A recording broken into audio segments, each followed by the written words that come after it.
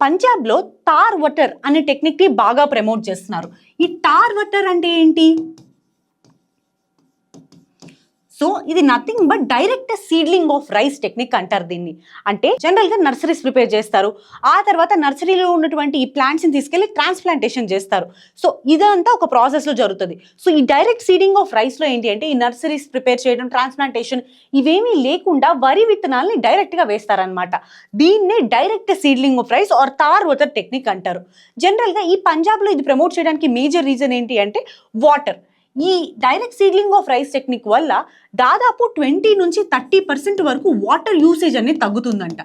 దానితో పాటు ఇంకొక మేజర్ ఇష్యూ ఏంటి అంటే నార్మల్గా వచ్చే ప్యాడీ కన్నా కంపారేటివ్లీ 7 నుంచి 10 రోజుల ముందే వస్తుందన్నమాట.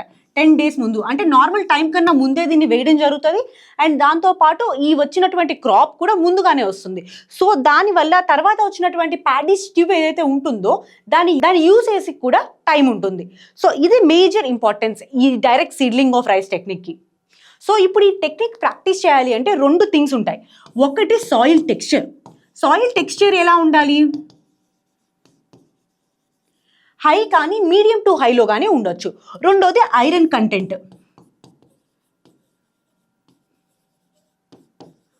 సో ఈ టెక్నిక్లో ఐరన్ కంటెంట్ అనేది తక్కువగా ఉండాలి. సో అప్పుడే ఈ డైరెక్ట్ సీడ్లింగ్ ఆఫ్ రైస్ అనే టెక్నిక్ అనేది సక్సెస్ఫుల్ అవుతుంది.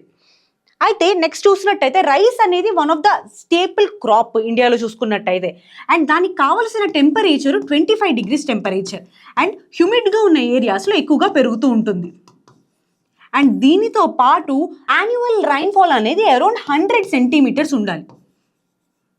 దీంతో పాటు ఇది ఒక ఖరీఫ్ క్రాప్. సో మీరు కామెంట్ సెక్షన్లో వరల్డ్లో లార్జెస్ట్ రైస్ ప్రొడ్యూసింగ్ కంట్రీ ఏంటో చెప్పండి.